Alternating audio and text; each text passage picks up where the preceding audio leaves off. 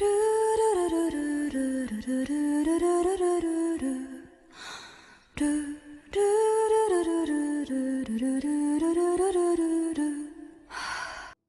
Mage Side Chapter 16, Preliminary Encounter, Origin. The 8th Guidance's bombing of the Bravers' headquarters. This bombing incident caused great damage to the Bravers' reputation, which still hadn't recovered from the Fallen Hero incident, where the crimes of Kaido Kanata, one of the Bravers, were revealed. Up until then, the Bravers had been literal heroes to the people of Origin. All of the Bravers members possessed genius-level talent for magic and tremendous physical capabilities, and each of them had non-magic, special superpowers that had only existed in fictional works. They came running to help when accidents and disasters happened. They had done many deeds that put them at the forefront of the war against terrorism. There had even been people worshipping the Bravers as angels sent by a god. However, once the crimes committed by Kaido Kanata were made public, it revealed that the Bravers were just humans like the rest. As the Bravers had been trying to restore their fallen image, the bombing incident had occurred. Among the casualties were 2 of the Bravers' members, Shimada Izumi and Machida Arin, and several staff were also injured. The world expressed sympathy for the Bravers and anger towards the 8th Guidance. However, this was a defeat that was difficult to erase for the Bravers as an anti-terrorist organization. Most importantly, 2 of their companions had been killed. The loss of Shimada Izumi with inspection, which allowed her to see through all kinds of falsehoods, and Machida Arin with calculation that made him a living supercomputer, was a hard blow for the organization, and their companions from Earth, of which there had only been 100, were now 2 fewer. And these 2 hadn't died because they were paying for their mistakes, like Kaido Kanata, who had been killed by Shihoin Mari because he had been illegally selling her mother's organs. The Bravers had been able to act the way they did up until now because these 2 had been working behind the scenes. "We'll definitely avenge those 3. Exclaimed Minami Asai, who had been a part of sports clubs on Earth. There were many like him who raised their fists in fierce anger, advocating that they should punish the 8th Guidance and the traitors like Murakami Junpei with their own hands. All of the Bravers, including Minami Asai, knew that all of the members of the 8th Guidance had been victims of death attribute research and then been handed over to another research institution while under the Bravers' protection. Indeed, if the Bravers had acted properly back then, it was possible that these victims wouldn't have become terrorists. However, the murder of the Bravers' companions couldn't be forgiven. Shimada and Machida were our companions who saved our lives countless times. And Mari, she killed Kanata, but she was supposed to atone for her crime. There was no reason for her to be killed by terrorists. Isn't that right?" Shouted Asari, seeking the agreement of his companions in this space that was completely white, from the floor to the ceiling. Amemiya Hiroto and Amemiya Narumi, whose surname had changed from Naruse after marriage, were present. There were over a dozen other Bravers gathered here as well. All of them were armed with military body armor, knives of all kinds, and the latest gloves that had the functions of a staff built in internally. Exactly. We'll make them regret it. Over half of the Bravers were in agreement with Asai. It seemed that the impact of having their companions killed wasn't one that the Bravers could accept calmly.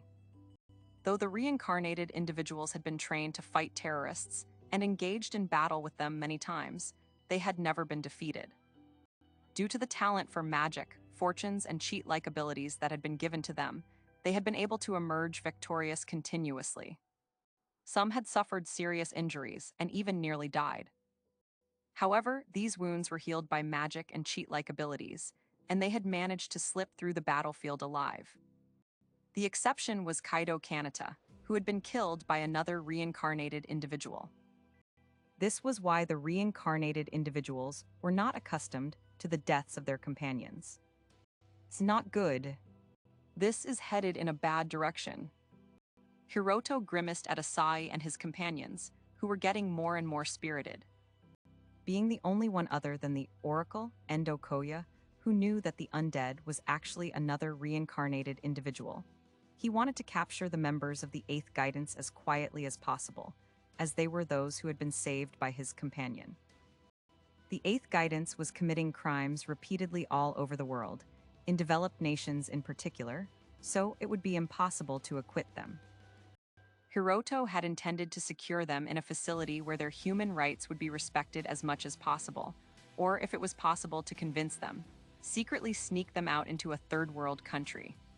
However, the members of the Eighth Guidance were more stubborn and more serious than Hiroto Kuyakoya expected. After killing the logistical support members, Shimada Izumi and Machida Arin, they had gone on to kill the captive Shihoin Mari, the metamorph, with another bomb in the same way. It was possible that their actions had become more radical under the influence of Murakami and the others joining them, but it was now a situation where they couldn't be brought in quietly. I understand how you feel, but our mission is only to capture the Eighth Guidance, not erase them. Don't forget that. Hiroto said, trying to calm his companions down. But Asai and the others began to object. I know, but that doesn't mean we can't fight back if they resist. Right. Asai asked. That's right. Was the only response that Hiroto could give. He wanted to save the Eighth Guidance. However, he couldn't do that at the cost of Asai and his other companions. Hiroto, I know how you feel. You want to save Puto and the others because they were victims, right? But this is the result of their choices. It can't be helped. Said Narumi. Narumi, that's right. For now, let's focus on our mission. Unable to tell his wife the truth, that the Eighth Guidance worshipped the one who had once tried to save her, the one she had later mistaken Hiroto to be, Hiroto could only nod with a bitter feeling in his chest. And this was a choice that he had made to save the Eighth Guidance. With the Oracle, Endo Koya had finally determined the whereabouts of the Eighth Guidance base, where Murakami and the others were hiding. In order to save as many of the Eighth Guidance members as possible while minimizing the losses his companions suffered, the Bravers had to attack the base quickly. Having received this news on a private Bravers line, he had gathered as many members as he could and taken action. The Bravers couldn't act alone, so the special forces of every nation were joining the mission, but this was part of the instructions that Koya had given as well. Thus, this situation had been produced by the choice given by the Oracle. There wasn't anything to be anxious about. Or at least that should be the case, but I can believe you right, Koya. Koya was his close friend, but Hiroto felt some unease at the fact that the Oracle's instructions had been delivered in a written message. Amemiya, you have quite the unhappy face. Someone called out to him. If the leader makes a face like that, it'll affect the morale of the whole squad. The one who was speaking to him was the Avalon Rikudo Hijiri. He was an unusual man among the Bravers. He was a finesse-type person with magic that was superior to his special ability. He was someone who had been a class representative of a different class to Narumi and Asai's. Hijiri-kun, I'm sorry. But right now... Narumi began. I know how you feel, but it's not just the Eighth Guidance. We'll be fighting Murakami and the others. Kronos, Venus, Marionette, Death Scythe, Odin, Hecatoncheir. 10 traitors who knows our plans with dangerous abilities. It seems that the blood has risen to Asai's head, but this fight will be harsher and more dangerous than any mission we've faced before. Rikudo said. Sorry, you're absolutely right. Hiroto said. As Rikudo said, they would be fighting those with abilities on the same level as themselves, including the Kronos Murakami as enemies. There was no telling how many casualties would be suffered if everyone focused only on the Eighth Guidance. Rikudo exhaled and loosened the muscles around his mouth, as if he was satisfied with Amemiya's reply. As long you understand. He turned to Narumi. Mrs. Amemiya, as a wife, you have the right to say some harsh things to your husband from time to time. You're right, I'll take care to do that from now on. But I didn't think that I'd be told that by you. Considering how your wife spoils you. Narumi said. That's because I'm perfect as a husband. Said Rikudo. In terms of experience as a husband, I'm above you, Amemiya-kun. Indeed. I can't overcome someone so full of experience who has married 3 times and divorced twice. Said Hiroto. Hey, we weren't supposed to talk about that. Rikudo said, laughing. With some of his tension relieved, Amemiya said some brief words to Narumi and Rikudo to excuse himself and went to cool off Asari's heading, thinking that it was his turn to make a speech now. But that Asari, noisy as usual, isn't he? Muttered Mao Smith, who was operating a special stealth craft, clicking her tongue. On Earth, she had been a ferry crewman by the name of Naano Mao, and she had been reincarnated in Origin's equivalent of Europe. She had been going back and forth across the sea in a boat on Earth, but in Origin, she was a fighter pilot. She had been influenced by the family she had been born into in Origin, a family who had been military officers for generations, and before long, she had started flying. Going on and on, as he likes inside someone's ability, geez. It's distracting. Mao muttered, checking a crystal meter to make sure that her anti-magic and anti-radar stealth barrier was online. Her cheat-like ability was Noah. It was an ability that allowed her to maintain a special subspace and transport living things and items inside it. It was, so to speak, an ability possessed by the player character of any game. It had a maximum limit, but fit about a tanker ship's worth of objects or even people inside that special space and transport them freely, ignoring their weight. She had utilized this to transport large quantities of supplies to the sites of disasters and to seize large amounts of evidence from terrorist bases and bring them back swiftly. This time, she was transporting her allies.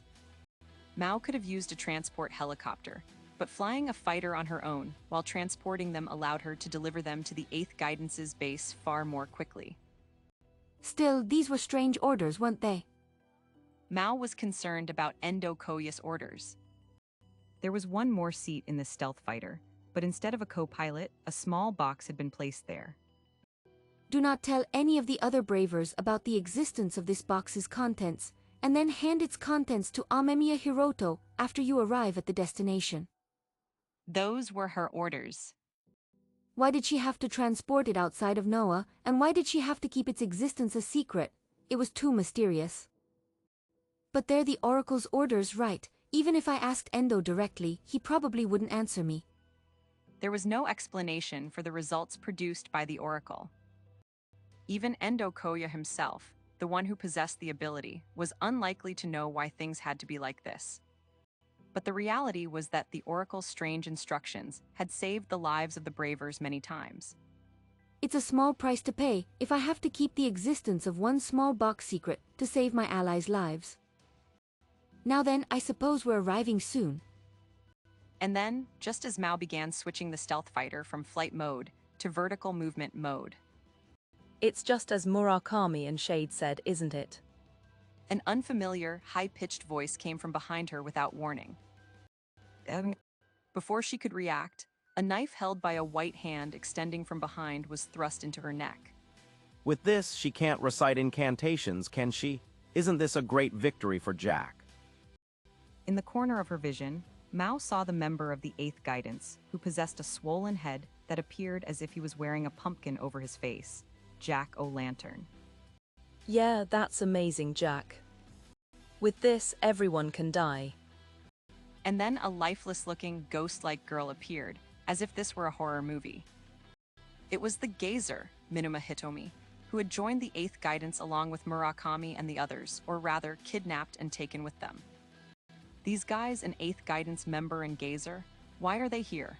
This aircraft hasn't decelerated yet. We're still traveling at the speed of sound. If they had used space attribute magic, teleporting would have been possible.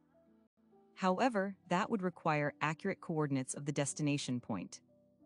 It was absolutely impossible, even for a master of space attribute magic, to teleport inside the cockpit of an aircraft flying at the speed of sound. If their timing was even a little off, they would collide with the aircraft or be left falling, thousands of meters above the ground. How did these guys even know this stealth fighter's flight path in the first place?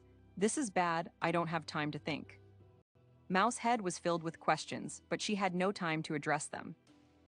Unfortunately, she had been adjusting the meters and disabled the autopilot, so she couldn't let go of the joystick. She couldn't use her proficient wind attribute magic inside the tiny cockpit, and she couldn't raise her voice to recite any incantations anyway. Does this make Jack the first to arrive, Hitomi-chan? Said Jack. Not yet, Jack. You have to thrust that knife in more deeply or pull it strongly. These guys have magic items for life support in times of emergency, so if you don't kill them, they have a chance to survive. I see, thanks Hitomi-chan. Obeying the gazer's instructions, Jack gripped his knife forcefully to sever Mao's head. Fortunately for Mao, Jack wasn't accustomed to killing, and he didn't have much physical strength. However, at this rate, she wouldn't last more than 10 seconds. What do I do? Gazer can just use magic if she wants to, so if I let go of the joystick and resist, in the worst-case scenario, she might just blow us all up, including herself. I can't die yet. The reason was that her companions were inside Noah. If Mao died, there was no telling what would happen to them. If Noah's user died, its effects would likely be undone. Amemiya Hiroto and the others who were inside would likely be thrown out. And this was an aircraft flying above the clouds at the speed of sound.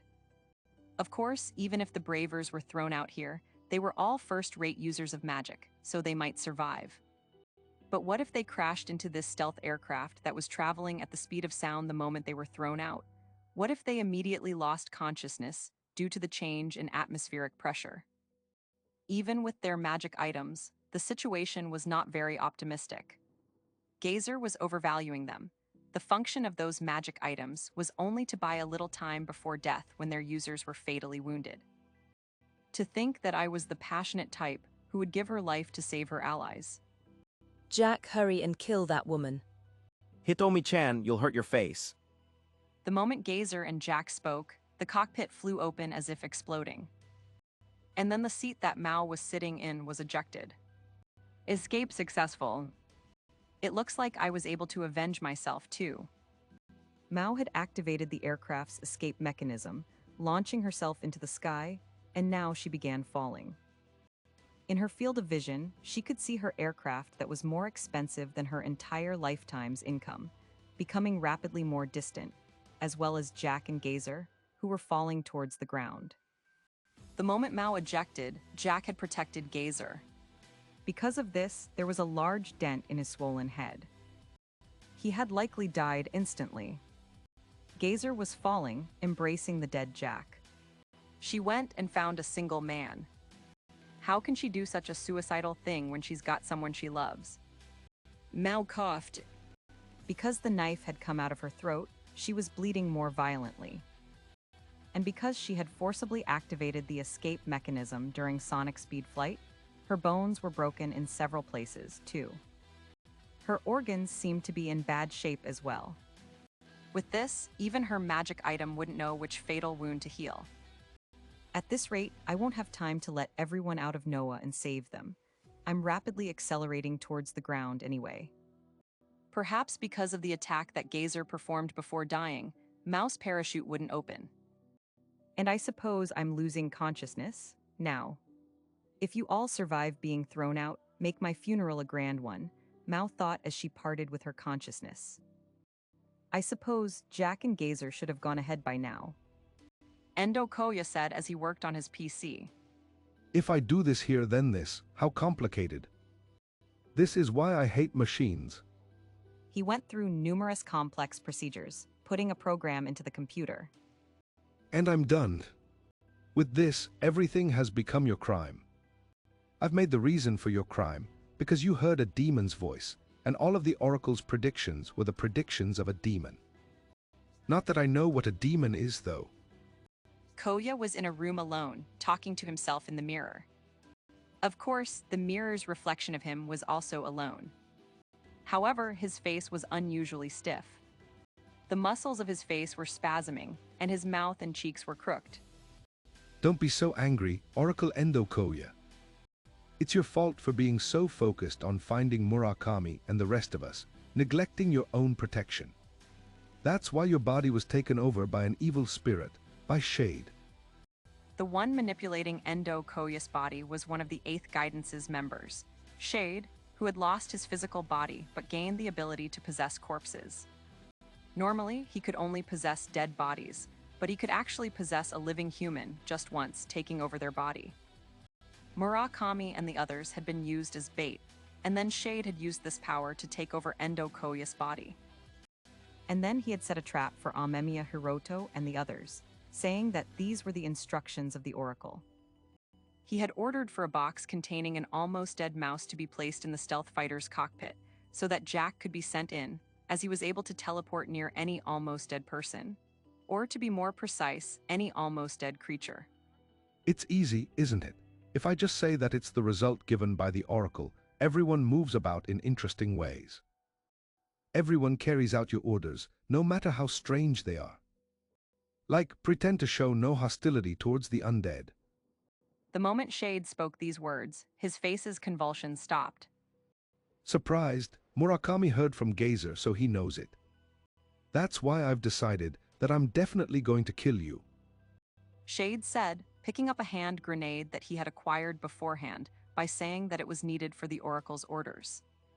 Even if I take your body, it's not like I can use your abilities or magic. So I'll be using a method that will definitely kill you.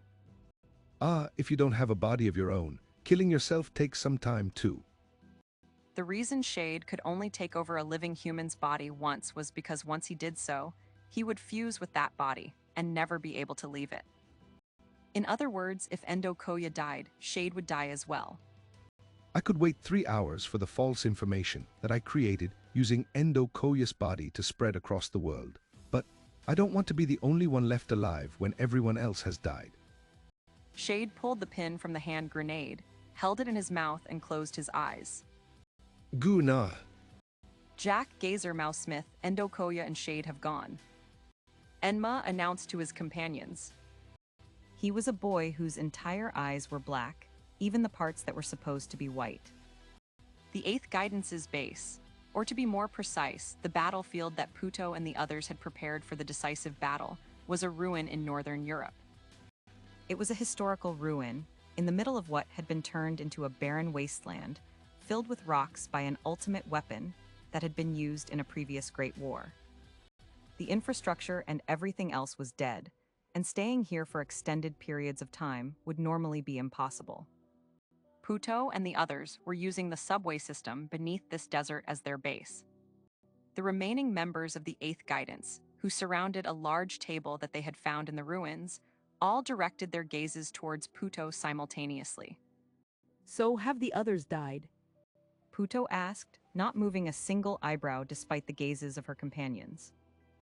Enma, who possessed an ability that told him the names and faces of those who had died, closed his eyes in concentration for a few moments before replying. No, the names of Amemiya Hiroto, the others aren't there. The others aren't there either, so they're all still alive. Maybe they're fatally wounded, but just haven't died yet, said Isis, a black woman. But Enma shook his head. They possess advanced magic of all attributes and are the users of more powerful abilities than ours. They have magic items too. If a few of them are unharmed, the rest of them will recover. Only instant death is certain. I see, then I suppose they'll be headed this way right about now, said Valkyrie, crossing her arms. She was a tall, beautiful woman with long, platinum blonde hair. The Bravers couldn't turn back just because one of their allies had been killed. The special forces of every nation were already spreading out around this area. More importantly, they would take action to avenge their companions. The leader, Amemiya Hiroto, seemed to want to save the Eighth Guidance, which made things complicated, but that wouldn't make him change the plan. Even if Amemiya Hiroto stopped the plan now, the special forces were already moving. If they ran into Murakami and the others, they would be annihilated. That would mean that the Bravers had canceled the plan that they themselves had suggested, leaving the special forces to die. Of course, even if that didn't happen, Shade's handiwork would cause the Bravers' reputation to plummet regardless. Causing the Bravers' reputation to plummet was little more than harassment. It meant nothing in particular to Puto and the others. Either way, they would be dying soon, and they didn't care about what happened after they died. However, they thought that it would be good if, after they died, the surviving bravers suffered. But that was all they thought about it. Well then, Murakami and the others will be betraying us soon, said Izanami, a barely human-shaped creature whose sex couldn't be determined, with protuberances the size of babies' heads growing all over its body. But nobody denied those words.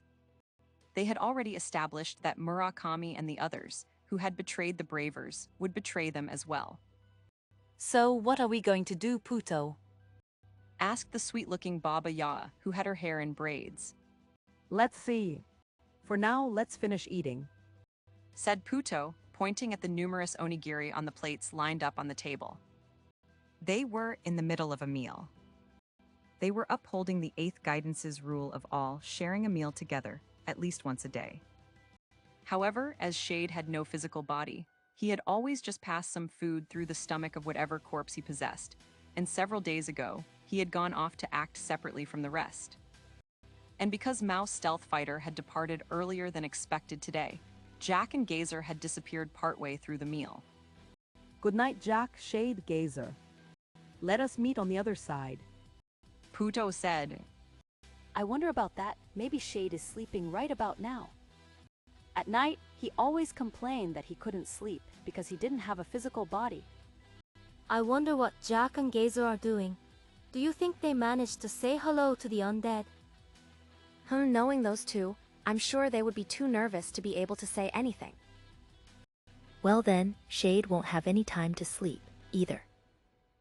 He'll have to introduce those two to the undead. The members of the 8th Guidance ate the onigiri that contained various different ingredients as they shared this conversation. The onigiri made with the rice that the undead had apparently said that he wanted to eat while he was alive. And once they finished eating, they stood up and left the table. Well then, may we meet again on the other side. The final meal together had ended. Now, their lives in this world would come to an end. Puto, who was the last to finish eating her onigiri, turned her gaze to the seat in which Hitomi had been sitting. Hitomi's final prediction bothered her. Puto, you will turn a blind eye to two of them. Hitomi had said, I'll turn a blind eye to two of them. Not spare them, but turn a blind eye to them, which means either the bravers or the soldiers, right? It's definitely the latter, isn't it? Puto murmured. Puto would probably turn a blind eye to two soldiers who would say that they had a fiancé in their hometown, or that they had young children and a pregnant wife waiting for them to return, or simply cry pathetically for their mothers. Puto having a long-lost sibling among the special forces, such a situation wouldn't happen. But it would certainly not be the bravers. Because I would never turn a blind eye to those guys. Puto said. Bravers Endo Koya Mouse Smith deceased. 2 casualties. 8th Guidance, Jack-o'-lantern Shade Minima Hitomi the Gazer deceased. 3 casualties. The anti-bravers led by Murakami, all 9